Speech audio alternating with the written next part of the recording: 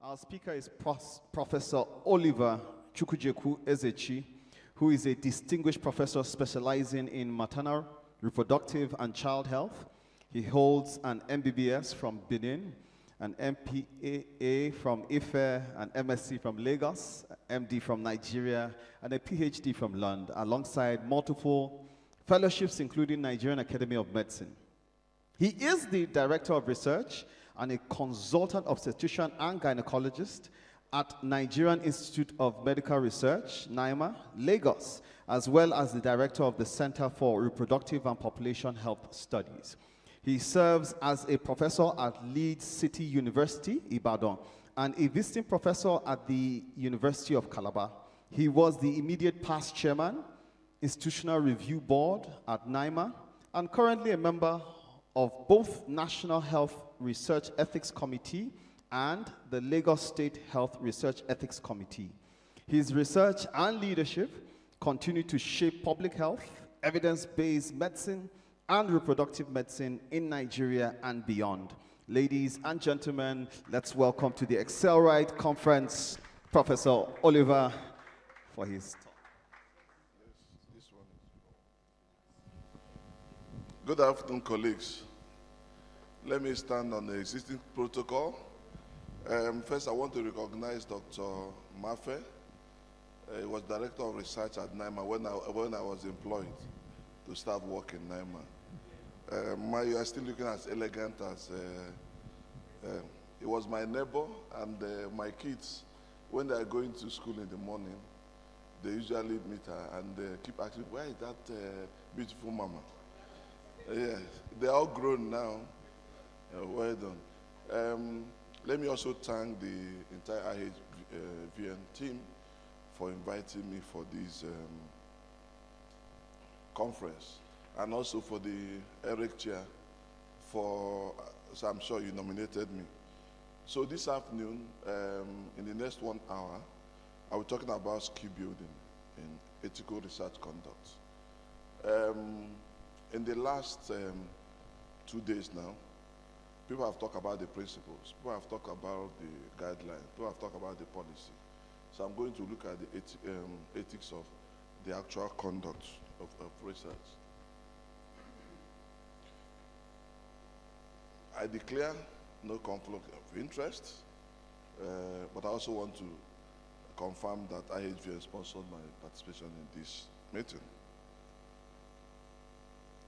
Let me recognize Professor Moriko Kwong, Professor Koloye Deji, and Fola Akinsolu for peer reviewing my slides. After preparing my slides, I sent it to 3 of them to see, to make sure that I'm not going outside what I was asked to do, and they endorsed. However, if this presentation come out well, they will take the glory. But if it come out wrongly, I will take the care.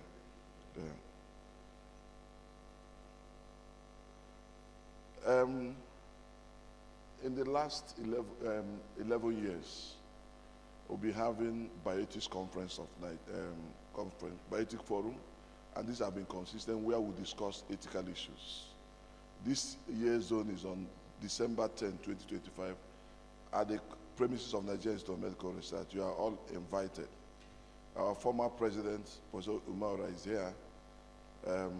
Please attend so that we have 2 days of pure ethics. Everything, no hold bars, is discussed at that conference. Please, you are all invited. As a preamble, it is not just about what we discover, but how ethically we conduct the journey that truly defines the value of our research.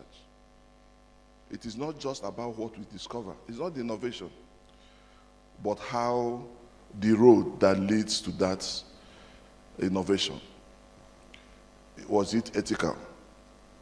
And that defines the value of our research. I said, let me start with this. Research is not where you say the end justifies the means, but the means to that end is also as important as to the end. There are a lot of research, key findings and innovations that was found or discovered during the Nazi experiments. But up to now, they are under lock and key. They cannot be used because those research were unethical. There's a current debate going on whether, what do you do if you have a new innovation from unethically conducted research? That is ongoing.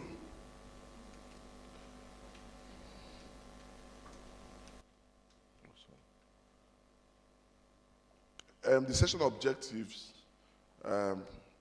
is one, to understand the core principle of research ethics, recognize ethical considerations at each stage of research, and then apply ethical guidelines in designing, in conducting, in sharing research results, and finally, we identify common ethical challenges and how to address them.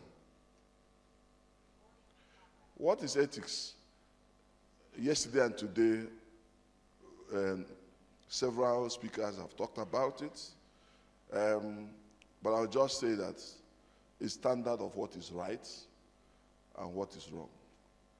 Everybody knows what is right and what is wrong. Even the researcher who decides to do the wrong thing, in the inner mind, he knows that what he's doing is actually wrong. That person who is asking a question, why should I pass my manuscript or my proposal or protocol through ethical review? He knows that, he knows the right thing, but he decides to do the wrong thing. And the bad aspect of ethical violation is when what we've done several years, that time you think you've arrived, you are now appointed the vice chancellor, or you become the governor, or you become the head of IHVN. That's when the whistleblower will say, you did this several years ago. I'm sure we'll remember about the foreign minister of Germany, who they find that he plagiarism in his PhD thesis when he became the foreign minister, and he have to resign. I think we might need to get, someday we'll get to that in the country. What you do now will haunt you much, much later, in later part of your life. It's the moral conduct, duty, and judgment. So we know what is right, we know what is wrong. If we go to our community and we are doing an election, we are voting for politicians. But if there's a case and you want for the community to pick a judge, the community will go and point to that. It might be a very poor man, but everybody knows that that person is an upright person. But when they are voting for chairman or something, they might not vote for the person because the person might not offer them money. But when it truly comes, so what it means that most times we know what is right and you know what is wrong. It's not legalistic, it's just pure moral. Research, what is research? Several other speakers have defined it. But I just want to highlight that it's systematic investigation. Systematic. It's not an ad hoc thing we do. Some people will just attend a conference and suddenly they prepare a questionnaire and start sharing it. And people are completing it. Is that systematic? It's an ad hoc. Research is never an emergency. Professor Oyedeji mentioned it earlier. Health services, yes, can be an emergency, but research is never an emergency. Some people will come to the ethics committee and tell you, I need to submit this thing so that I can submit to TED funds.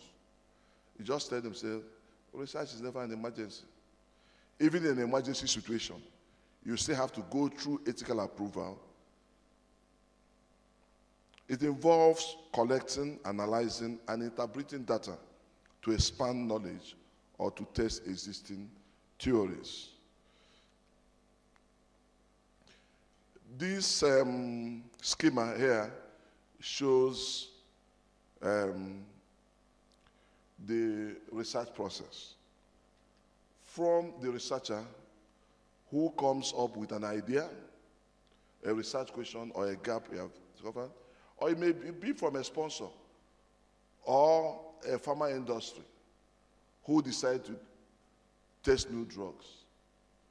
But you need to consult the community at this early stage Most often researcher is after we are towards there that will start engaging the community. You need to engage the community before you finalize your protocol you are going to submit to the ethics committee. Professor Kola distinguished between a proposal and a protocol. You don't submit proposal to the ethics committee. You introduce a protocol. Like he said, I'm coming to Abuja. That's a proposal. I will be coming to Abuja. But the protocol will detail, I'll wake up in the morning, I'll pray, I'll take my bath, I'll take my breakfast, I'll dress up, I'll enter a taxi to the airport. At the airport, I pay for the ticket, get my ticket, I choose whether it's A-Peace or Ibom Air. That details. And then I get my boarding pass with my seat number clearly indicated. That's what it means in protocol.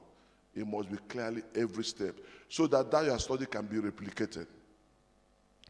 After that is done, that is what you now submit to the ethics committee to review. If the ethics committee approves it, usually a good ethics committee will not say outright rejection. Any ethics committee who just write rejected is not a good ethics committee. Part of the responsibility of ethics committee is capacity strengthening. You clearly indicate what the challenges are in that protocol. And if possible, you make some suggestions on how that can be done. When all those are corrected, that's when you start recruiting your participants. And from there, you generate a study outcome and then form their data, either policy, guideline, new treatments, or new diagnostics. And again, remember that in the research continuum, there's a planning stage, there's an implementation stage, and there's an implementation stage. We'll go through each of these stages and then I'll round up. Why is ethics important in research? One, for the protection of participant safety. You could see out of those 6 things, protection of participant safety is number 1. And that's the most paramount. Science, new discoveries, new innovations are secondary. You need to protect the participants first. Second is to maintain scientific integrity. 3 is upholding human rights and dignity, ensuring social responsibility, building trust in the research institutions, and complying with legal and regulatory compliance. This is why ethics is important in research. These are the core guiding ethical research. These are the core principles guiding ethical research conduct. Respect for persons and community, beneficence, non-maleficence, and justice. Respect for persons. In conduct of research, every individual is autonomous. Every community is autonomous. We should give adequate, understandable information. Adequate, understandable information. Those are scientific jargon. We need to reduce them completely to the level my grandmother in the village will be able to understand what we are doing. If you are unable to pass that information correctly to the participant, it's not the challenge of the participant, but us as researchers. Most times we always say, is the participant? No, no. We are the people going to the participants. We are supposed to explain to them. In research enterprise, there are 3 key people: the participant, the researcher, and the funder. None is more important than the other. Actually, the most important is the participant. I can apply for, if I apply to Gates Foundation, if they don't fund it, I can go to NIH, I can go to several. But a participant, you cannot replace. If I go to KSO of University of Lagos, and he doesn't want to do it, I'll go to another person in another university. But we realize that that participant has no replacement. It's actually the most important. Freedom from coercion and manipulation, and respect of confidentiality, and respect of privacy. These are what the first principle. Beneficence is to do good. You could see the two children there sharing ice cream, doing good to each other. That should be, that principle, we should do good. Anytime we are doing research, it must be something that will benefit the society. It must be something, we should not come and conduct research in Nigeria, and Nigeria cannot afford to buy the drugs.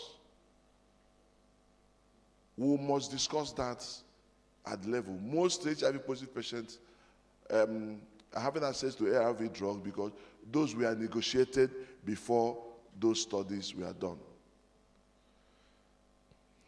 Endeavor to benefit where possible, and maximize benefit and minimize risks. Benefit maximization and risk minimization. We also make sure that we balance risk and benefits. No matter how, there are several drugs that are beneficial, but they are not out there because the risk is too much. Once the risk is too much, the benefit, you cannot even discuss the benefits.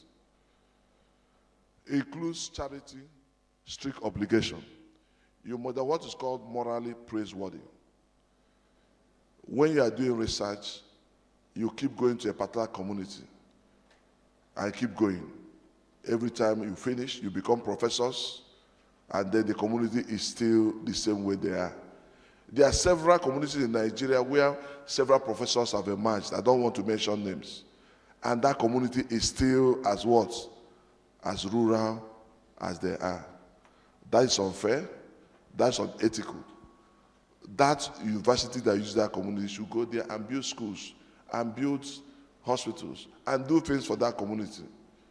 They should not just be a subject of your career progression and your finance. No malfeasance, principle of do no harm. If you cannot help me, leave me the way I am. You go and do screening tests, and you find out somebody has HIV, and you will not link the person up. You say, go to General Hospital, Maitama, go to so and so. And we know how our hospitals are. Imagine my grandmother imagining a teaching hospital. You cannot have access. You must a duty to link them up to a particular physician in that facility that will take care of them. You can no longer screen people and you disappear. You say it's not my responsibility. You must link them up to where they will get services. Nobody is saying you must pay for those services, but you must link them up to where those services are available. However, it's morally praiseworthy if you can provide those services. One principle of one ought not to inflict evil or harm. Justice, equal opportunity. I want to dwell a bit here. When we are doing research, we don't want to involve pregnant women. We don't want to involve women of pregnant age. We keep removing them, for no just reason. Any protocol you are raising, exclusion criteria, pregnant women. How do you now discover drugs and treatment for pregnant women when you are always excluding them? And you think you can generalize your finding in other non-pregnant women to them. You must justify why you want to exclude that pregnant woman. It's not just say exclude. Fairness, you must be fair. You can't go and do research in Ajegunle, and the people who are going to use it will be people in Ikoyi. Improve quality where it's feasible.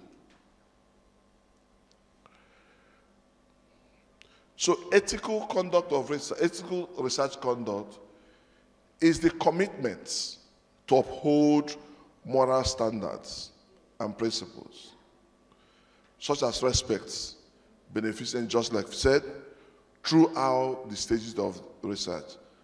Commitment to uphold the moral standards throughout the entire research continue. And that's what's called ethical research conduct. There's all you do some, and then you also leave others. You must continue from beginning, planning stage, to dissemination stage. So looking at now ethical conduct of research in the planning stage. One, you must design an ethically sound study. If the science is bad, the ethics is bad. However, the science can be good and the ethics is what? Bad. So for that study you want to do, both the science and ethics must be sound. And you also must justify why you want to do research and the methodology you want to use. You want to do a study in children and you are collecting 50 mils of blood. When there's current technology you can use micro mils of blood. That is unethical. It's not enough for you to come and say, there's no money, I will not be able to buy that equipment. No. If you don't have money, don't do research. A research that is not well resourced is actually unethical. And that's why you have to include budget in every protocol. Ethics review must assess the budget and see whether the budget is enough. There's some budget I will see in some research study. I will just tell myself, this person doesn't want to do this. He's not going to do that research work. Because that will not even be enough for recruitment of participants. Or that tells you that the person writing that doesn't know what it takes to do that project. You must secure ethical approval. A lot of people make mistakes and confuse a lot of things. The first place you get ethical approval is from your institution. Even if a study that needs EREC approval, the first set of people you must get your ethical approval is your own institution. So that your institution know you are going to embark in this study. Because that's where you work. They can easily sanction you. It's after you obtain that from your institution, you can now go to EREC to get that approval. EREC approval does not validate the local ethical approval from your institution. Also, risk assessments and how you mitigate them. You identify the risk and you see how you mitigate them. Some people will identify some limitation in their study at the protocol level. And they start writing about limitation. You are supposed to address them. You've identified them. You now look at ways to methodologically to mitigate them before you submit your protocol. It's not allowed when you notice a limitation in your study, you now go and put it there. Limitation to my study. You list them without putting how you are going to mitigate those limitations. Those are unethical and not allowed. Study protocol is the Bible, is the Quran you are going to use for that work. It's actually a research plan, detailed plan of what you are going to do. And it has to be developed by the research team or owned. If it's an industry developed one, it has to be owned by a research team. Your protocol should be able to enable an evaluation of scientific and ethics merits of the research. It's also facilitate objective monitoring of the research because it's what you do in your protocol that will be used to monitor your research. If you say you are going to collect blood from the left hand, left hand, with the person standing up and sleeping, when I come there to monitor, I'm going to see you collecting from left hand and the person standing and sleeping. You can't come and tell me, I noticed that somebody cannot stand up and be sleeping. No. You already put in your protocol. So you must follow it exactly. If for any reason you realize you cannot do that, you go back to the ethics committee. I say, I've realized though, You can't stand up and be sleeping, and your hand raised. Please, can you change it to person lying down, not sleeping, and hand raised before you do that? Enables reproducibility of the study. It's actually a protocol that can help other people to do exactly what you've done. Because one study is not enough for it to go into policy or guideline. You need one or two or several other work doing the same thing and replicating exactly the same thing for it to go into guideline. You submit to the ethics committee for review. Remember that it can be amended, and you cannot institute that amendment until you have an approval from ethics committee. So this is the typical framework, and this is what a typical protocol should contain. The person who was online asked about the template. This is an example of what a protocol should be. It's actually a protocol should talk about the who, the what, the when, the where, the why, and how of what you want to do. Once you address these 6 issues, the who, the what, the when, the where, the why, and how, what it means that that protocol is complete. The study team, the protocol, the methods section should be detailed. Detailed. And usually it's advised that when you finish, you put a popular language summary of what you've done for lay persons on the ethics committee should be able to understand what you are doing. And your dissemination plan, detailed dissemination plan, how you're going to disseminate should also be included. The study team, they have to be competent. Is your study team competent? Competence has nothing to do with certificates. PhD in gynecology from Oxford University. No. Are you practicing what that certificate says? There's some people who has a PhD in nuclear science, but they've never done anything nuclear. So when you are looking at the certificate CV, you are going beyond the certificates, but you are looking at the work experience, that the person is actually knowledgeable and experienced in that particular field. That's what is important. Range of expertise for the study. You want to do a study about pregnant women, and there's no clinician, gynecologist on the team, or children, and there's no pediatrician in that team. What happens to that child when something goes wrong? It also should have an introduction, and which should contain a summary of what is known in the field. Summary of what is already known. You cannot, there's something you are going to do now, somebody have not done any work on it.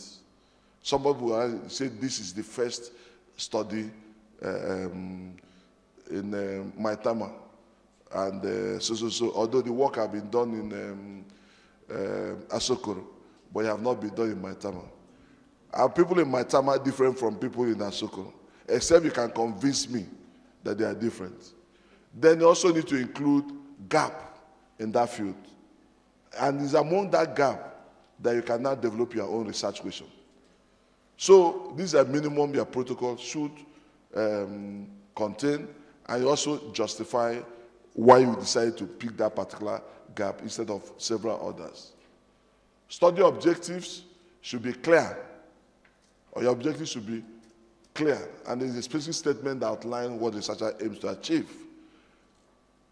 We also, a lot of people who submit program don't understand the difference between primary objective, secondary, and tertiary objectives.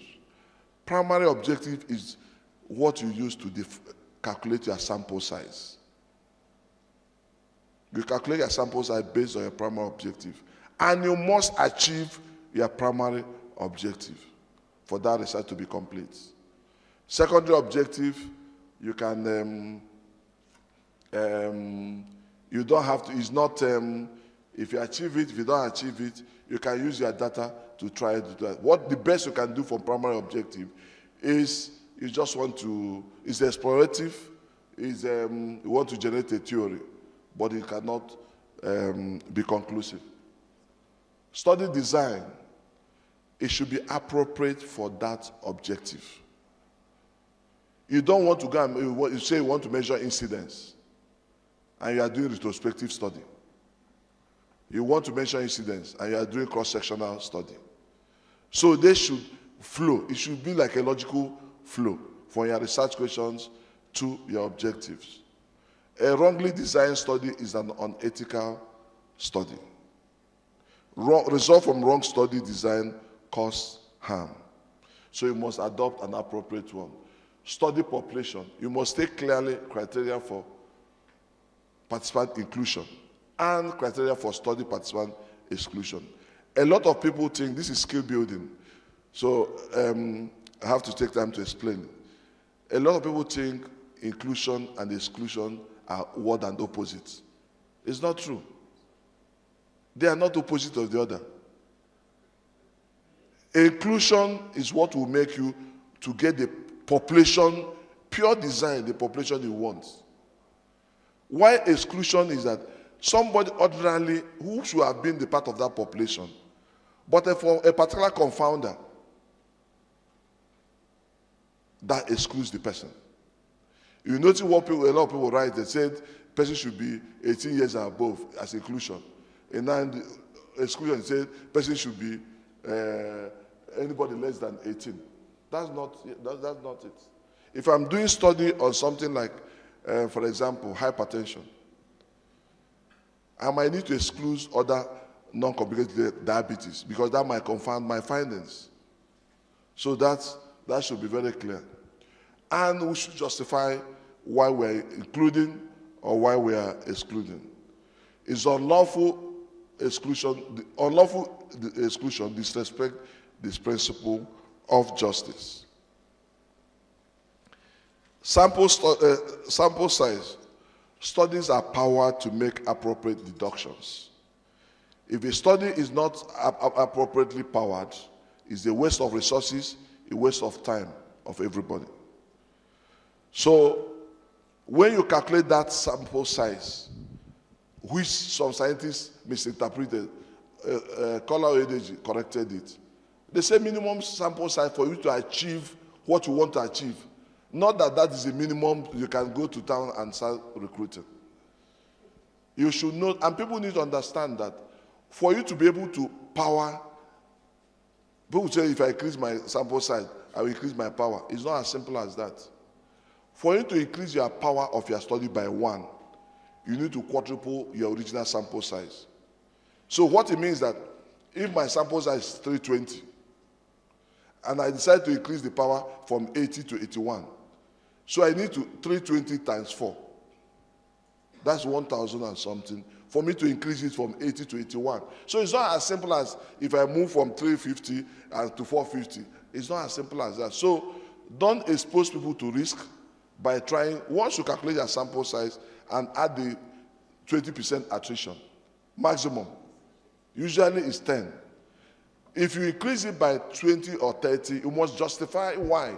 For example, if I'm doing a work among pregnant women, and I notice that women in my center will book, but 40% of them will drop out. I can say my attrition rate is going to be 40%. But you must justify it. If you don't justify it, you use your usual 10% to do that. That's allowed. Study procedure is details of the study procedure is required, ensures rights are not breached. You use the least invasive procedure, and you must mitigate the risk. Adhere to law. The law of the country says that if you go to a family and you're interviewing some children and you realize that a father is abusing the daughter, the law requires you to report it. You must report it. You can't say, if I report it now, what happens to that child? You've discovered it, you must do what? Or while doing, you are work there and you find out the man killed his wife yesterday. You can no longer say this is research. The law requires that you must do what? Report it. Respect norms and tradition. You can't go to the north and the family put that and you say because you are doing research, I must go into the place. When their law says you cannot go in. Or he says, because they said consent must be individualized. And you now say, no, I don't need the husband. It's the wife. You finish your study, and the wives have given you permission to do the work, and you leave, and the man sends the wife home. What happens? So don't, if you can't help me, don't cause problem for me. Use appropriate consenting procedure.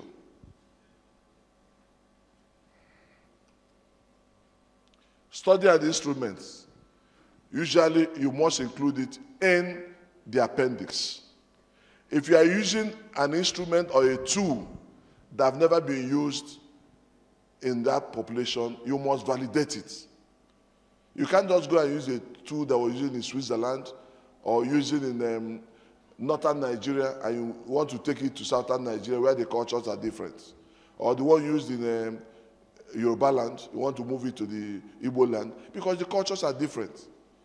You must validate it before you use. And once you validate it, you must include it as appendix. And ensure that it's culturally appropriate and use culturally appropriate language. Data analysis. Statistical consult is key. You must consult a statistician to help you. From beginning, might even help you with designing the work. But most time what we do is after we collected the data, we will now invite the statistician to do that. We should consult them from beginning, and we must state clearly what our dependent and independent variables are from the beginning. Not that when you finish your work, you start looking for P less than 0.5, you start pouring ups and down. What it means is that your data analytic plan must be clear and also submitted to the ethics committee, so that you don't have to start going to fish out for when the P is P is equal to 0.04999, which me and you know. That's already 0.5. You just leave it, you just drop the other 9999 and just stop at 0.049. So you have to stay clear what the rules are. Dissemination. It is unethical not to disseminate the outcome of research. Non-dissemination wastes resources. Non-dissemination delays responses. Whether it's a negative or positive findings, you must report it. The essence that when you report it, people will not go and spend money doing exactly the same work you've done. But if you finish it and you didn't find anything, or you find it negative, you decide not to report, somebody else will go and spend money doing exactly the same thing you've done. Budget. Budget, budget, and budget. Very important. If I look at your proposal and look at your budget, I will know whether you know what you are going to do or not. You will see somebody who write a proposal, a protocol that will take almost about 100 million to do, and the person is saying 5 million. You know this work is not going to be done. And that will also tell you that some people were missed out when this protocol was being written. You see a work that involves a lot of laboratory work, a lot and a lot and a lot. And then somebody say, I'm going to do with less than 1 million. You know the laboratory was not concerned. Somebody says he's going to do focus group discussion, in-depth interviews, transcribe and all those ones for 1,000 persons. That tells you a social scientist is not there. And when you now look at the budget line for that aspect, and the person will write to 20,000.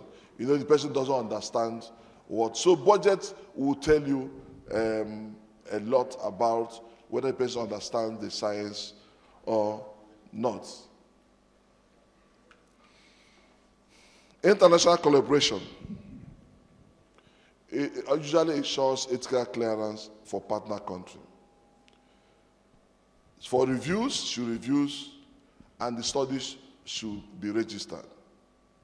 And also promotes open science to data. And also follow country rules. Professor Ezechi have already explained in detail that there must be an end country. I don't use the word local. You know, people don't like when you call them local principal investigators. I use the word end country principal investigators. NIH have made it so that they're realizing that now you have what they call multi-MPIs mechanism. You are doing a study of that magnitude.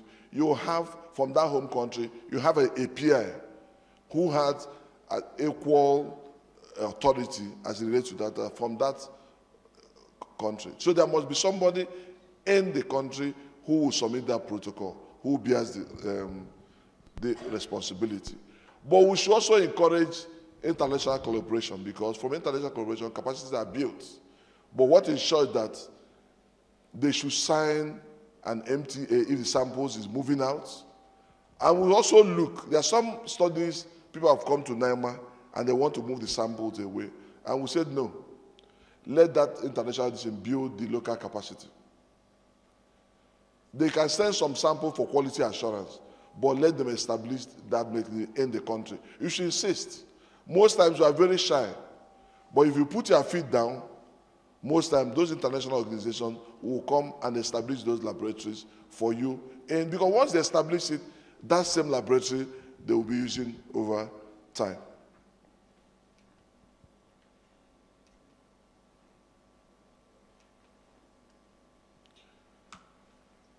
Securing ethical approval. Research team must apply, like I explained earlier, I don't want to play, they must apply from their institution first before they go to national. An ethics committee will review for science, justifying the research purpose and methodology, and then at ethics review, they will look at beneficence, the risk-benefit analysis, look at the experimental designs, and qualification of the PIs. At justice, on justice, they review subject selection, how you select subjects, how your inclusion and exclusion criteria were derived, and then recruitment practices. And respect for persons, informed consent, if you are going to have a surrogate informed consent, consent, they have to look for it, and the protection of subjects, especially vulnerable population. Those are the things ethics committee will look at before they approve. Some of our colleagues will say, why are they looking at science? Why are they looking at science? Remember we said, if the science is bad, the ethics is bad. The science can also be good, while the ethics is also bad. So both of them, ethics committee looks at both.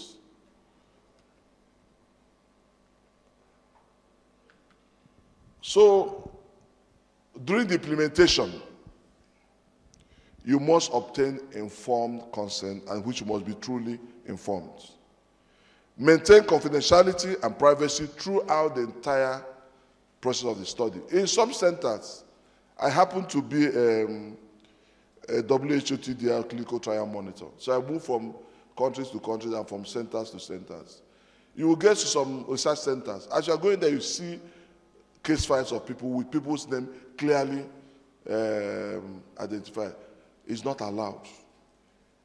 In clinical trials, the only place you will see the name and address of the participant is the master trial file. What should be in the case record form is the participant's number. If I have any reason to want to look at the address or look at the name, I should go to the master file that is with the PI locked away somewhere. And that's the only way we can maintain confidentiality and privacy. Ensure the safety and well-being of the participants during implementation, and avoid misconduct either fabrication, falsification, or plagiarism. Morenike and the case have talked essentially like that, and I don't want to spend time on that. The consenting process is a discussion. It's not a one-off thing, and it's on an ongoing basis. Science change. I remember when we were doing HIV observational studies, we changed our consent form almost up to 4 times. Anytime the guideline changes, remember initially they say you can only put people on treatment with HIV when significant is less than 200. Later that moved to 500, and now treatment. At each point in time those guidelines were changed, we have to reconsent our patient, we have to change the consent form. So it's an ongoing, and the patient can say, I don't want to be part of this study at any stage. And don't rush the process. Be sure to give the person time to think before deciding. At dissemination stage, honest and transparent reporting of findings, proper acknowledgement of contributors, responsible sharing and publication of results, and addressing ethical issues in publication and data sharing. We saw this earlier this morning. Authorship should be discussed at the beginning, not midway or after the work has finished. You must discuss and agree at the beginning. Those who qualify as authors should be authors. Those who qualify as to be acknowledged should be acknowledged. And if you paid somebody to be a data collector, and that's what he's employed for, and there's no intellectual contribution to that authorship, no matter how much he collects that data, is not qualifies as an author, except the person upgrades and start contributing intellectually to the content of the work. Sorry. Yeah. How do we address ethical challenges in publication and data sharing? One is that we must ensure transparency. Clearly disclose the funding in the publications, conflict of interest, and methodology issues. We must be clearly transparent. And so what it means that if you do a study and you are funded by institution, you must clearly say this were provided by so and so. You must, so that they will know. If it's funded by a pharmaceutical industry and it's a drug trial you are doing, you must stay there, so that anybody who is reading it will take the findings with a bucket of salt, not a pinch of salt, because who pays the piper dictates the tune. If a pharmaceutical industry gives you funding to try a product, of course, they will tell you how you are going to report that. Maintain data integrity, avoid fabrication, falsification, and selective reporting. You report what is important. Respect confidentiality, protect privacy and sensitive information. Promote fair authorship. Assign authorship responsibly. Follow open science data, open data principles. Now, in conduct of research, the ethical issues, those that are cross-cutting, cultural sensitivity and community engagements. This is a very, very, very germane in our environment. You see some people who will come from the global north, and they will see somebody as senior as Dr. Mafe, and they are calling the person by the first name. I worked with her several years before that. I don't even know what her first name is, because in our culture, you dare not call the person by the first name. But you see some of these people who come from abroad, and they are calling the person by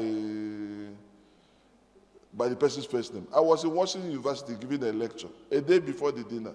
There's a very senior professor, very senior, who was above 70 years. I keep saying, call me Daniel, call me Daniel. I say, it's a taboo in where I'm from. I can't call you by your first name. Because it was difficult for me. But you see an 18-year-old person come from the United States and they want to call you a DG by the first name. So we need to be culturally sensitive where we are going to work. Or you go to that community, you must pay homage to the community leader. You must engage. We did a study in Ikorodu, Lagos. We wanted to meet the Oba there. My Yoruba was not very good. And when we got to the palace to meet them and all those ones, I didn't want to speak my Igbotic English. I asked Zaidat Musa, who is in the team, who can speak Yoruba, to lead the team. I was actually the leader of the team, but I have to step back and allow her to do what? To do them and speak to. But when she started, the Oba replied in smartering English. I said, you can speak to us in English. And you know in Yoruba land, you must dobale.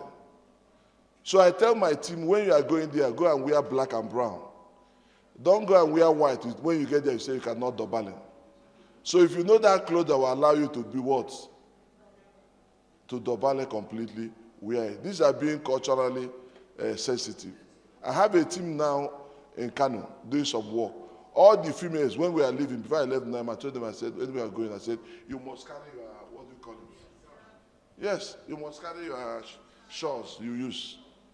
You must, if you are going to those places to do it, you must go for the females. You must be culturally appropriate. I had a medical student that came from Northwestern University. And he came to me, we were going to meet the DG. And he was wearing a short gown that she can't even bend down. And half of her breast was showing. I said, sorry, I'm not going, this cannot going to happen. He said, this is what we do in the United States. I said, that's the United States. This is not, this is the United States of Nigeria. And he called one professor there who called me. When he thought, I said, sorry. If you want to withdraw him. He cannot attend this clinic this way or to go and see the teaching. So we need to be culturally sensitive and must engage the community where we are going. Community engagement is very, very important. So we engage them in what we are doing. Handling conflicts of interest is also important.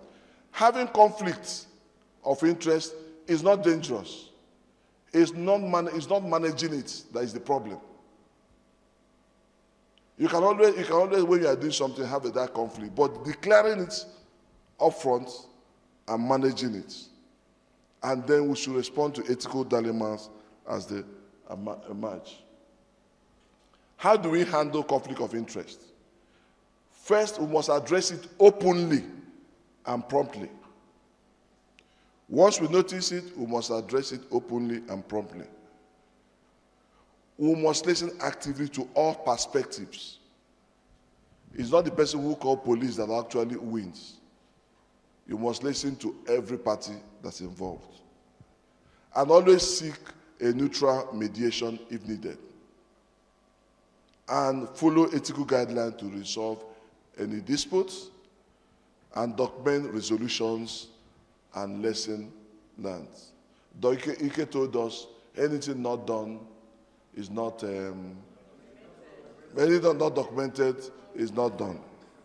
So once you have reached that resolution, you should do what? You should document it and then lesson learned. But Baba Tomolido asked, if you say anything not documented is not done. He said all these people stealing in Nigeria and it's not documented. Are we saying they are not Are we saying that they didn't steal again? Because it's not documented.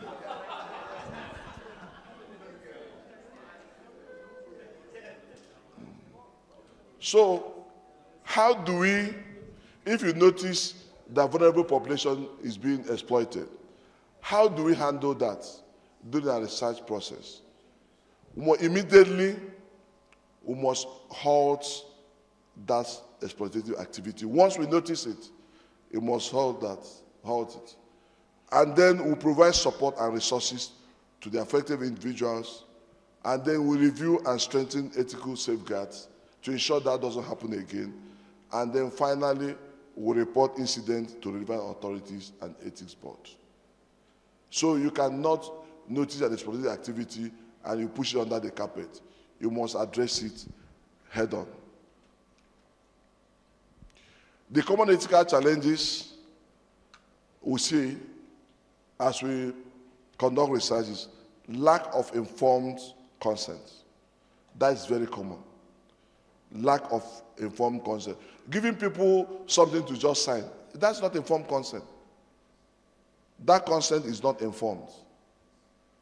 It should, when you inform them about that study, you should check for comprehension. And they should affirmatively say, yes, I want to be part of this study. Then data privacy breaches are common. And we'll continue to exploit vulnerable population. In short, almost all research participants in Nigeria are vulnerable. And we'll keep denying them their, what they are entitled to do. And then lack of ethical approval. These are still very common. So once we notice lack of ethical approval, what do? We should stop all related activities immediately. Once you notice it, no matter the stage that study is, you must stop all related activities immediately. Report the issue to Ethics Review Board. Do not try to obtain retroactively ethical approval. Ethics committee do not approve manuscripts. What ethics committee approve is what? Protocol. Once that work is done, it's gone and gone forever, and nothing can happen. So, when you have doubts, you are doing a work, you have doubts whether it's research or non-research, go to the ethics committee for research determination. And once there's no ethical approval, data is unusable. Revise protocol to ensure future compliance. The takeaway message here is ethical conduct is integral at every research stage. Obtain proper ethical approval before starting your work. Engage participants and communities respectfully. And finally, report findings honestly and responsibly. This is actually a 5-day course, ethical conduct of research. I've tried to summarize it in 1 hour. I've come to the end of this. Again, I'm referring you back and reminding you for the ethics. I happen to be the LOC chair for this year, last year and this year. Please, you are invited. For the younger chap, the pre-conference is free. Phase of the conference, but the main conference will cost you. Thank you very much, and God bless you.